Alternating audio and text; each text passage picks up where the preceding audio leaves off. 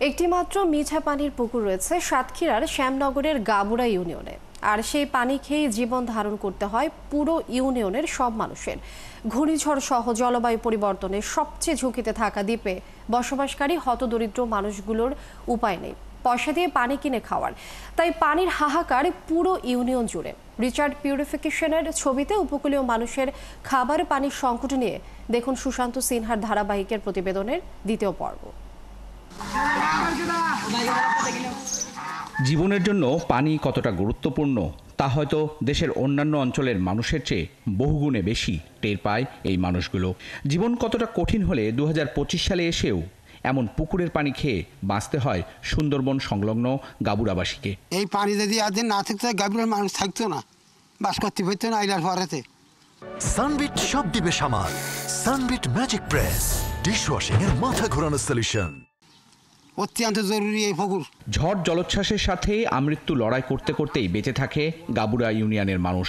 সাতক্ষীরার শ্যামনগর উপজেলার শেষ প্রান্তে একদিকে প্রমত্তা খোলপেটুয়া নদী, অন্যদিকে কপোতাক্ষ নদ ঘেরা গাবুড়ায় 1040 মানুষের বাস।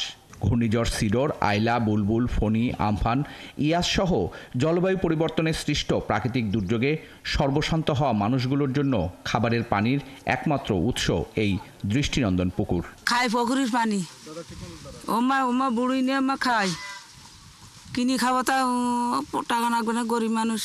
পুকুরের পানি খাই। আর আমার নাম সময় একটা আশা। কোন ক্লাসে পড়ো? ক্লাস 4। তো পানি খাও কোথাকার? এই পুকুরের পানি খালি পেট ব্যথা করে হয়, তা কি করবো, আমরা গরিব মানুষ। আর পানি কিনে গিয়ে খাইতে হয়, ওই ফিল্টারের তে গরিব মানুষ পুকুরিতে পানি নিয়ে খাই। এই যে দৃষ্টিনন্দনে পুকুর থেকে পাই, এই পানি আমরা সবাই মিলে খাই। ওই আইনি বাড়ির মধ্যে আইনি ড্রামে কি মাটিতে ভরি রেখে তাতে অল্প একটু ফুটকিরি টেটকিরি দিয়ে এসব পরিষ্কার করি, ওইভাবে আম্মা খাই, কেউ আম্মা খায়। 2009 সালে প্রলয়ঙ্কারী ঘূর্ণিঝড় আইলার তাণ্ডবে পুরোপুরি ক্ষতবিক্ষত হয়েছিল গাবুড়া ইউনিয়ন। জলোচ্ছ্বাসে গাবুড়ায় থাকা দ্বিতীয় মিষ্টি পানির পুকুরটি লবণাক্ত হয়ে খাবার অনুপযোগী হয়ে পড়ে। এতে গাবুড়ার কয়েক হাজার মানুষের গোসল, রান্নাবাড়ি সহ খাবার পানির জন্য নির্ভর করতে হয় এই দৃষ্টিনন্দন পুকুরের উপর। দেখা যায় আর বহু বড় ওয়াটার পানি তো কুলবে না, তো ভরে যাবে কিছুদিন পরে। তখন কি করবেন? না যদি বর্ষার পানি টানি হয় তাহলে ওই নাহলে ওই নদীর ওই পাড়ে যেতে হবে, নদীর ওই পাড়ে যেতে হবে, বুড়ি গেলে নীল পাড়ার পুকুর আছে, ওই পুকুরে পানি খেতে হবে।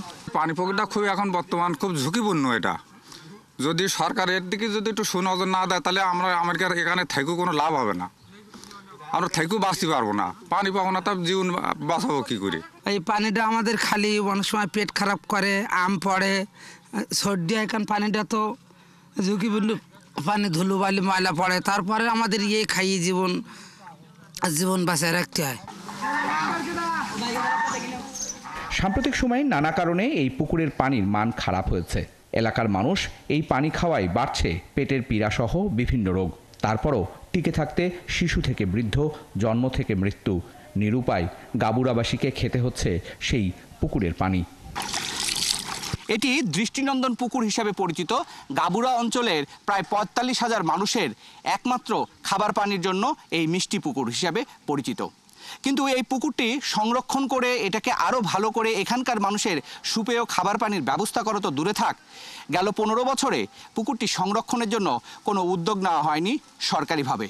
ফলে এই পুকুর যদি নষ্ট হয়ে যায়, লোনা পানিতে কোনো কারণে যদি প্রবেশ করে, তাহলে বড় ধরনের হুমকির মুখে পড়বে এই গাবুড়ার 45,000 মানুষ।